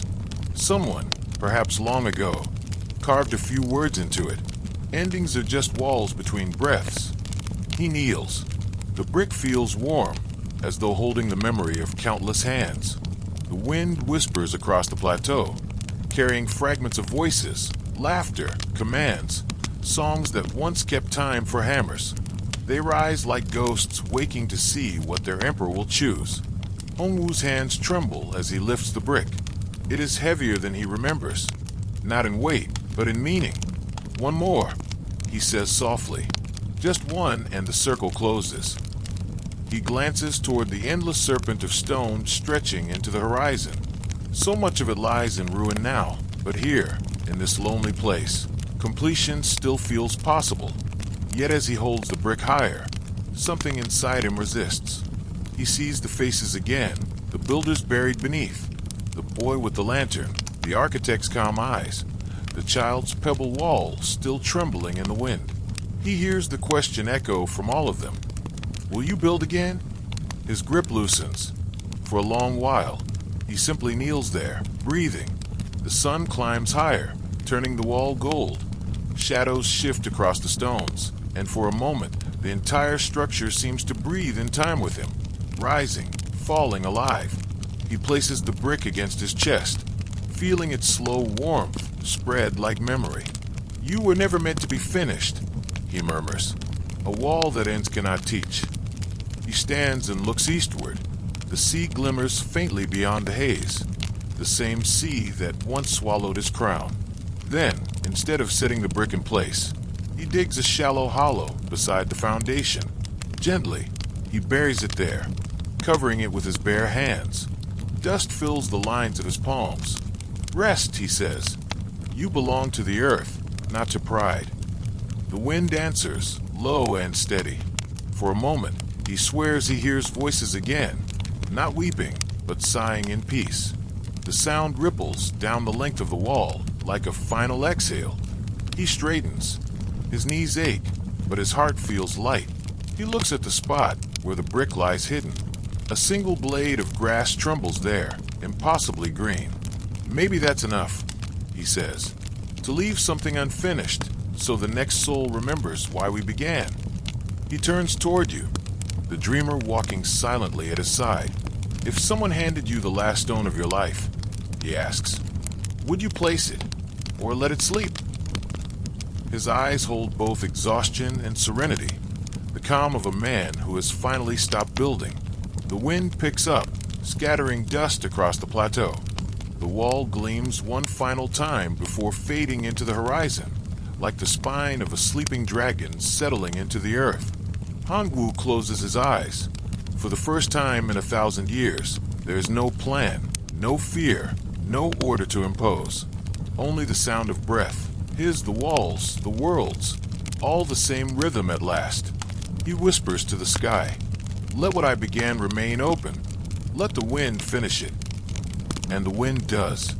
It sweeps across the land, carrying dust from every dynasty, from every wall ever raised and fallen. It dances through the gaps between stones, humming a song older than kings. When the echo fades, only silence remains, vast, gentle, complete. The emperor bows his head one last time, then walks away, leaving behind the wall, the brick, and the idea that perfection was ever his to own. The mountains hold their breath. Somewhere, a single bird takes flight. The mountains cradle him like an old song. After years of walking through ruin, dust, and memory, Hongwu finally reaches a narrow valley where clouds drift so low they brush the earth. There, hidden among pine and stone, stands a small monastery. Its walls are not of brick, but of clay and reed. The gate is open, and wind moves through the paper chimes, carrying a melody so soft it feels like breath. An old monk greets him, smiling without surprise, as if expecting this traveler for 1,000 years. "You've come far," the monk says. "Lay down what you've carried." Hongwu looks at his hands. They are empty now. No scrolls, no scepters, no crowns. Only the dust of time clings to them. "I have nothing left to offer," he murmurs. "Then you are ready," says the monk. He leads the emperor inside. The hall is simple, wooden beams, faint incense, a bowl of water reflecting sky. For the first time, Hongwu feels small in a way that comforts him. He sits upon a mat. The monk sets a cup of tea before him. The steam curls upward, catching the light like a spirit leaving the body. "Drink," the monk says. "The world has already forgiven you. You only need to forgive yourself." Hongwu sips. The taste is quiet, bitter, then sweet. He feels warmth spread through him, reaching places even his memories couldn't. Outside, the wind carries the sound of the forest. Bamboo creaks. Pine needles fall like slow rain. "You built walls," the monk says gently. "Now build silence." Hongwu smiles faintly, and when silence crumbles, then you'll know it was real. Night descends. Candles dim. The monk leaves him alone in the chamber, the floor cool beneath his palms. He lies down for the first time in what feels like centuries. The pillow smells faintly of rain and old ink. He closes his eyes. Sleep comes softly, not as surrender, but as recognition. In that darkness, he dreams. He stands again upon the wall, but it is no longer stone. It has become mist, rising and falling with his breath. The builders walk beside him, no longer weary, their laughter echoing like chimes. The architect nods from afar, holding a lantern shaped like the boy's dragon. Its light dances across clouds. From the sea comes the sound of waves.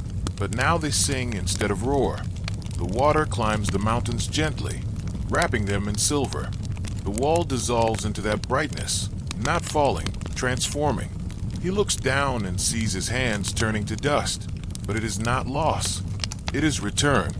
The dust drifts upward, merging with the clouds. Each grain glows faintly, carrying whispers of every life once touched by his empire. Then he sees them, all of them. The child with his pebble wall, the woman who sang at the tomb, the soldiers, the farmers, the nameless thousands. Each face a star, floating around him in the dark. They are not judging him. They are welcoming him home. He hears their voices one final time. Sleep, builder. The wall stands where hearts remember. He breathes in, and the air tastes of earth, sea, fire, and wind. All the elements that once resisted him now cradle him. So this, he whispers, is peace. The voices answer softly. No, this is beginning. Light fills everything. The wall is gone. The mountains are gone. The empire, the name, the crown, all gone. Only sky remains. He drifts there for a long while, neither awake nor dreaming. Then, faintly, another voice, yours, reaches him. A question, gentle and human. If all you've built became air, would you still call your life complete? He smiles, and in that smile, the last of the emperor fades, leaving only a man, breathing like the rest of the world. The night deepens. The monastery sleeps. The tea cools upon the floor, untouched. Outside, dawn gathers, gold and patient. Wind moves through the valley, whispering through the reeds. He sleeps, and the world remembers. The valley sleeps beneath dawn. Mist drifts across the monastery roof, slow as thought, soft as breath. A single bell tolls, once, twice, then fades into the hush of morning. Inside the small chamber, the emperor does not wake. His face is peaceful, the faintest smile resting where worry once lived. The monk sits nearby, silent, watching light creep across the floorboards. He does not call for attendance. He does not close the emperor's eyes. He simply bows once, deeply, as one bows to a mountain before leaving it behind. Outside, the wind carries a sound that does not belong to the forest. It's faint, like stone exhaling. Far beyond the monastery, where mountains kiss the horizon, the great wall still stands. But something has changed. Its stone seems softer. Moss glows green where cracks once gaped. Birds nest in watchtowers, where soldiers used to sleep. The wind passes through the gaps like a flute, singing to no one and to everyone. And if one listens closely, truly listens, the wall seems to breathe, not like a monument, but like something alive. Each exhale carrying voices of all who ever touched it. Builders, emperors, children, wanderers, the living and the forgotten, woven together into one long sigh that stretches across centuries. It hums gently now, not in mourning, but in rhythm with the earth itself. Somewhere along its curve, an old villager leads his grandson up a hill. The boy stops, touching the stones. It's warm, he says, like skin. The old man smiles. That's because it remembers us. The boy frowns. Who built it? The old man's eyes turn toward the horizon, where fog and stone become one. Everyone, he says, and no one. They stand there quietly, the boy's hand pressed against ancient rock. Wind moves through his hair like a blessing. Far away, a storm breaks over the northern plains. Rain washes down the wall's spine, tracing the path of every forgotten name. It seeps into cracks, reviving roots hidden deep within the mortar. The wall does not resist. It drinks. It endures. It forgives. And in that rain, if you listen, you can almost hear his voice, not as emperor, but as man. Leave something unfinished, he whispers, so the wind may finish it. The sound fades into thunder, then into stillness. Years pass. Centuries fold into centuries. The empire that bore him becomes another name in another tongue. Yet the wall remains, not as power, but as patience. Travelers walk its length under sleeping skies. Lovers carve initials into its bricks. Pilgrims light candles in its cracks, whispering prayers no one has written down. Every generation hears something different. Some hear ghosts. Some hear history. Some hear nothing at all, only peace. And perhaps that is what he wanted all along. As the sun climbs, the mist lifts from the monastery. Inside, the chamber is empty now. The mat where Hongwu slept bears only a faint outline, a hollow where warmth once was. The monk enters, places a single lotus on the floor, and whispers. He has returned to his wall. He closes the door. Outside, wind stirs again, rising, circling, carrying dust from the stones into the sky. Each grain of dust glows faintly, like fireflies at dawn. They drift upward, slow and countless, forming the faint outline of a dragon winding through the clouds. Then they scatter across oceans, over fields, into the breaths of those who live and build and dream. The wall breathes through them now, through you, because every hand that shapes, every voice that prays, every heart that fears, all are bricks in the same eternal structure. You built it once in stone. You build it now in memory. And when the wind passes your window tonight, it will sound faintly like words. I remember. I forgive. I endure. The world exhales. The wall sleeps. And the dream of the builder, the dream of all builders, finally rests.